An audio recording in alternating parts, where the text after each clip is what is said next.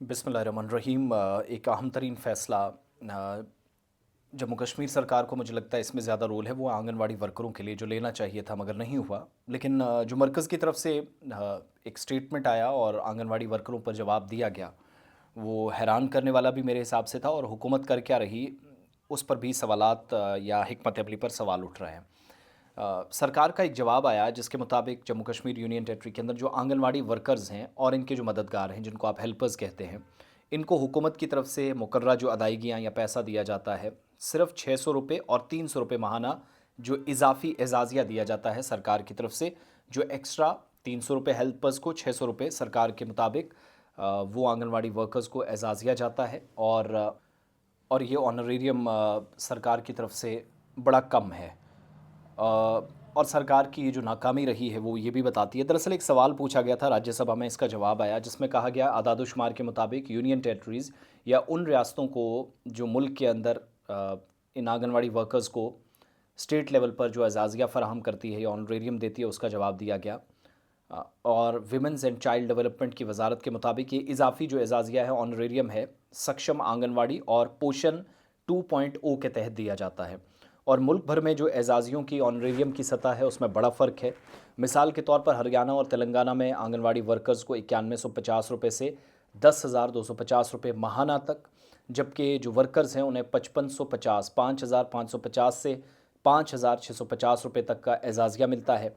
केरला में आंगनवाड़ी वर्करों को 8500 रुपये, इसी तरीके से हेल्पर्स को 6750 रुपये दिए जाते हैं।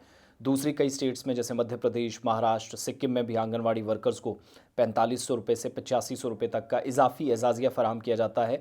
और इसके बरक्स छोटी यूनियन टेरिटरीज़ जैसे मिज़ोरम, नागालैंड बहुत कम या एक वाज़ेह फ़र्क नज़र आता है जो इन्हें दिया जाता है। और हुकूमत के और डेटा के मुताबिक छोटी स्टेट्स में जैसे जम्मू कश्मीर की सूरत हाल भी मिलती जुलती है, और पूरे मुल्क में ये एक वाज़ेह फ़र्क है। अक्टूबर 2018 में मरकज़ी हुकूमत ने आखिरी बार ये जो ऑनरेरियम था वो बढ़ाया था आंगनवाड़ी वर्कर्स की अदायगी के लिए 4500 रुपये माहाना, और मिनी आंगनवाड़ी वर्कर्स जो हैं उसके लिए 3500 रुपये, और आंगनवाड़ी जो मददगार हैं, हेल्पर्स हैं, उनके लिए भी अदायगियाँ 2250 रुपये माहाना मुकर्रर की गई थी।